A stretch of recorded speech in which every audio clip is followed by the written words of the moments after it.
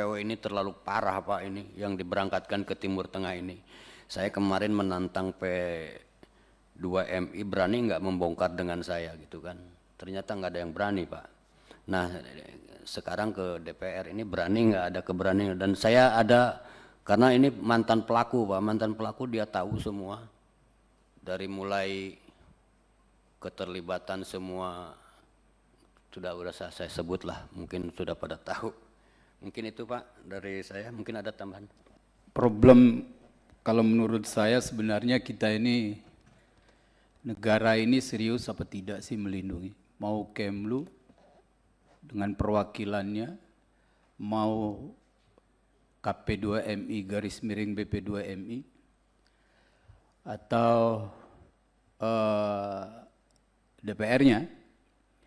Sebab kalau yang kita nih Indonesia ini kan biasa setengah hati segala sesuatu.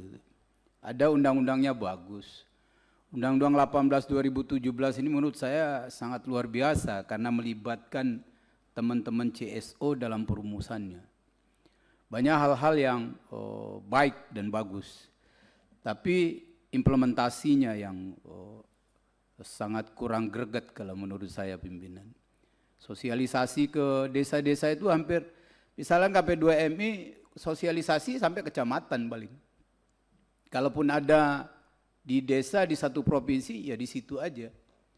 Tidak menyebar. Saya dulu pernah menantang Benny Ramdhani bikin spanduk sebanyak-banyaknya. Spanduk, banner dan lain-lain itu disebarkan di seluruh desa dari Nat sampai Papua. Nah, kendalanya di anggaran. Di Bang Muhtarudin juga saya sudah sampaikan hal itu. Karena itu kan membantu sosialisasi. Lalu kemudian penegakan hukum. Kalau kita bicara pasal 84 Undang-Undang 18, itu sinkron dengan pasal 8 Undang-Undang 21. Aparatur negara, pejabat negara yang terlibat itu dapat dipidana. Yang meloloskan orang yang tidak memenuhi syarat. Kan syarat menjadi PMI ada.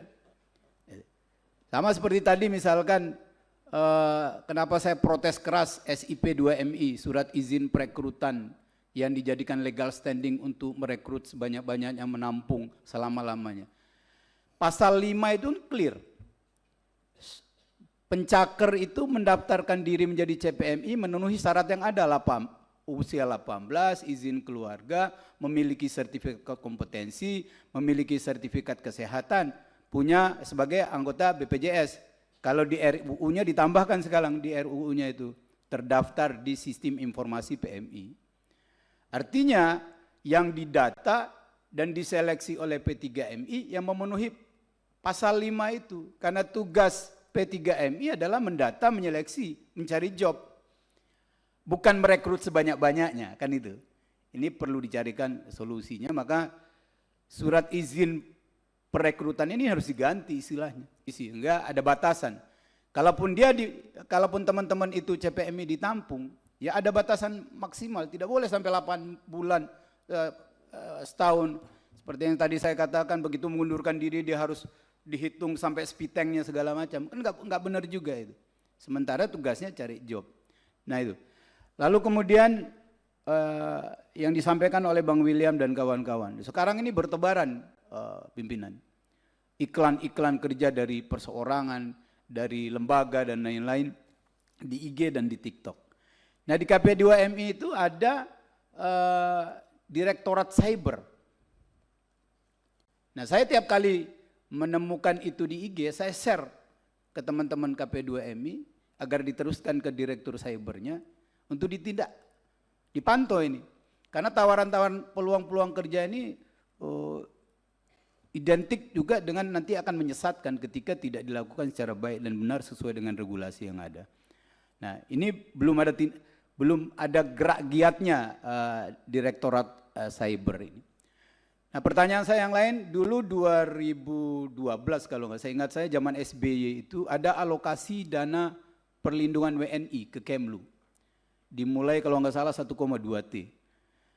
Dan itu berlanjut. Nah saya nggak tahu di era Jokowi sampai sekarang ini adakah alokasi dana itu yang triliunan itu untuk perlindungan WNI apa tidak? Ini yang saya belum tahu persis. Nah kalau kita bicara pelayanan di perwakilan, Ya perwakilan itu bekerja rata-rata rutinitas. Memiliki seorang adnaker. Adnaker itu fungsinya kalau di perwakilan itu hanya staf teknis. Penanggung jawab perlindungan WNI itu duta besar. Eksekutornya adalah pelaksana fungsi konsuler. Adnaker nggak bisa ngapa-ngapain, harus berkoordinasi sama pelaksana fungsi konsuler. Bahkan seorang staf konsuler lebih bisa melakukan segala sesuatu daripada adnaker. Saya berani bicara karena saya pernah 2 kali di staf pelaksana fungsi konsuler di KBRI Hortum sama di KBRI Muscat. Jadi saya mantan TKI karena undang-undangnya dulu Undang-Undang 39 belum mengatur bahwa staf KBRI itu bukan TKI, itu belum diatur. Baru di Undang-Undang 18. Ya. Jadi ini yang terjadi, staf, saya sepakat dengan Kang Ali harus direvolusi ini staf-staf KBRI, harus berani. Berani artinya adnaker pun jangan menempatkan adnaker atau atase pelindungan pekerja migran nanti yang pelangak-pelongo. Dikirim ke Arab, bahasa Arab nol, bahasa Inggris pelintat-pelintut. Bagaimana bisa dia melindungi warga negara, melindungi dirinya sendiri sama keluarga aja nggak bisa. Dan ini saya pernah protes. Saya satu forum dengan Bung Wahyu waktu itu. Di 2016 kalau nggak salah, 2015 ada Iqbal di situ. Saya protes itu karena penempatan diplomat, penempatan duta besar ke negara-negara yang tidak sesuai dengan kebutuhan. Ke negara Arab itu ya pelaksana fungsi konsulernya, adnakernya, orang yang mengerti bahasa Arab, orang yang mengerti adat istiadat setempat, berani berantem sama orang Arab.